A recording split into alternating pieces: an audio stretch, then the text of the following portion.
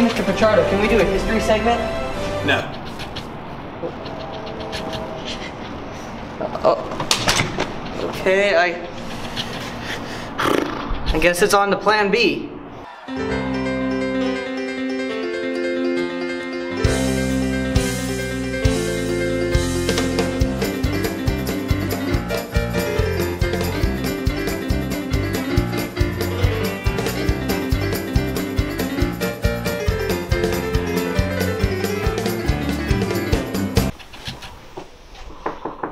Hey, Mr. Broach, can we do a history segment? Absolutely.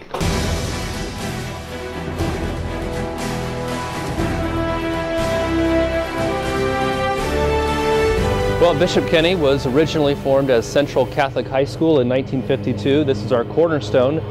This building was dedicated by Archbishop Hurley, who was responsible for a lot of the building of the Catholic Church in Florida. And it was originally named Central Catholic because it involved the relocation of 3 Catholic high schools in Jacksonville into one central high school here on the south bank of the St. Johns River. Now, it was never intended to be Central Catholic for long. The intention was to rename it for Bishop William Kenny. Bishop Kenny was a pastor of Immaculate Conception Church prior to becoming bishop. And he was pastor of the church during the Great Fire of 1901, when the church burned down and so did most of Jacksonville. He not only oversaw the rebuilding of IC, he also helped to restore the city of Jacksonville itself by serving in many civic areas of responsibility.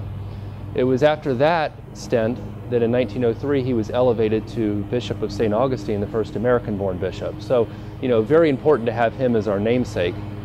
Now, this property is unique in that it was once a Civil War fort, Fort St. Nicholas, and then during World War II, this was a shipyards facility. So if you look way down at the end, you see that red roof of the maintenance building. That is the oldest building on our campus. It was originally the maintenance facility for the docks during the World War II era. And then Archbishop Hurley bought up the land following World War II in the 1950s, and then it became, of course, the site of a high school. But it's a very interesting property. They used to have rail lines that would connect the docks down there all the way up to Assumption School, which at one point, the original school building at Assumption was a shoe factory. Oh, wow. So it's a very unique property and has a lot of rich history. Some of the first teachers at Bishop Kenny were the Sisters of St. Joseph, which is why that convent, if you can see that way down there, the convent was built. And so many of the sisters as well as priests of the diocese were the first teachers. Archbishop Hurley was also responsible for bringing a lot of Irish priests to the Diocese of St. Augustine. And for many of them, their first job was to teach at Bishop Kenny before they went out into parish life. So a lot of the first teachers were priests and nuns. It's a very interesting campus. This, of course, is what we call the 200 building. Students for many decades of our history called this the East Building. This was the original building. The West Building, if you want to walk this way, so I refer to it as the West Building. Students here typically call it the 100 building. Yes. That building was built in 1960. So if you remember from your favorite U.S. history course. Oh, yes, I had you for that. That's right, yeah. In the post-World War II era, we had this baby boom, right? It started during World War II, continued after. Well, as the baby boomers grew up, it led to, a growth of high schools. And so Bishop Kenny, which started with a population of about 395 students when it opened, continued to grow. So the 100 building was built in 1960 as the girls' school. The original building was only those first 2 hallways. And then in 1964, they expanded it again. So if you look straight at the building, you'll see a seam going right up the bricks between the second and third hallways. That's the expansion. Then, of course, in 2000, a year after I graduated, they built those newer classrooms, the 130s. So that building has gone through 3 whole phases. The gym was it's obviously added in the 50s and the 60s, as well as the cafeteria. Those were all of the early buildings. So you had 100, 200, gym and cafeteria. William Johnston Stadium came about in the 1970s as we know it today.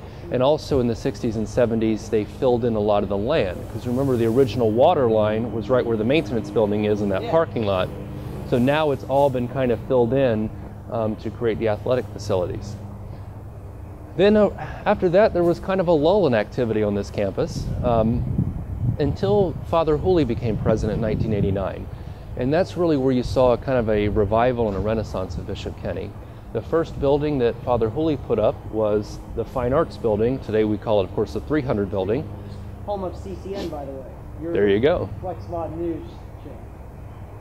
Nice plug. Thank you. I have to plug. I always have Right. to plug. That was the new building when I was a student here. And so when I was a student, that was new. Some of our teachers still referred to this as East and West, but we were starting to call buildings by numbers. And in the 90s, the population of Jacksonville surged, as well as more demand for private education, and that led to the construction of the 400 and 500 buildings. So when I was a student, I remember we'd be sitting in class in the 200 building, and the building would vibrate because they were out there jackhammering and laying the concrete for the new structure. So 400 and 500 buildings were finished, if I recall, my sophomore year. My memory serves me right.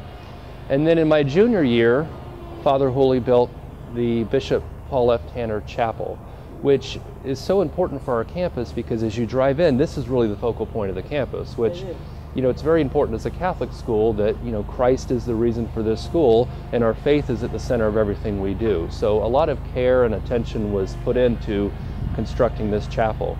Of course, I went off to college, came back here in 2002 as a substitute, and we saw a few more buildings go up during that time. The 600 building is the last classroom building to be constructed.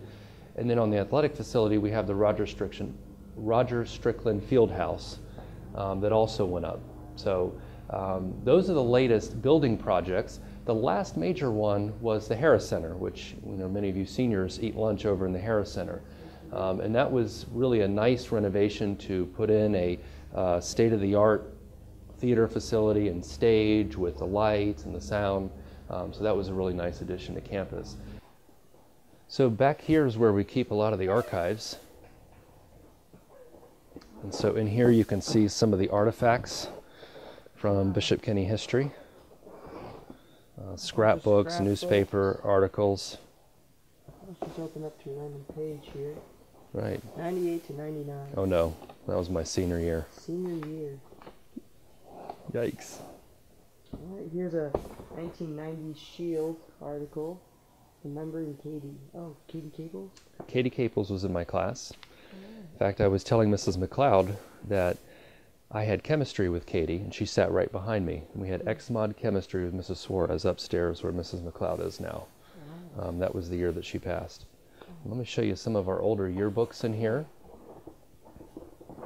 Oh, a little tight space, like a good archives. So this is the first yearbook. I mean, it's very neat cover. And you can see this was actually belonged to a student, has all these signatures in here, so that tradition hasn't changed. St. John Vianney, there's a intro here from Father O'Shea, who was the first president of Bishop Kenny, and then Bishop William J. Kenny featured here. So here we have many of the yearbooks.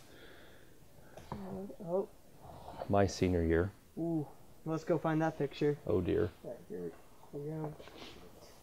I had a lot more hair then. Yes. Down here we have archived copies of the Shield, as well as we have graduation ceremonies going back to the 1980s back here, old curriculum. But there's one in particular I thought that was really neat, and that was the original first edition of the Shield. And you can tell, this is when it was still called Central Catholic High School. But you read in here some of the stories that they realized how important it was to be the first class in this brand new high school, that they knew that they were establishing a tradition that would live on for generations. And now this is the 66th year of operation. We're already looking ahead to our 70th anniversary and 75th down the road. This really is holy ground here. And it's a place that holds a lot of memories for 14,000 graduates that have been through this school. So it's really neat to be able to preserve a lot of this history. Yeah.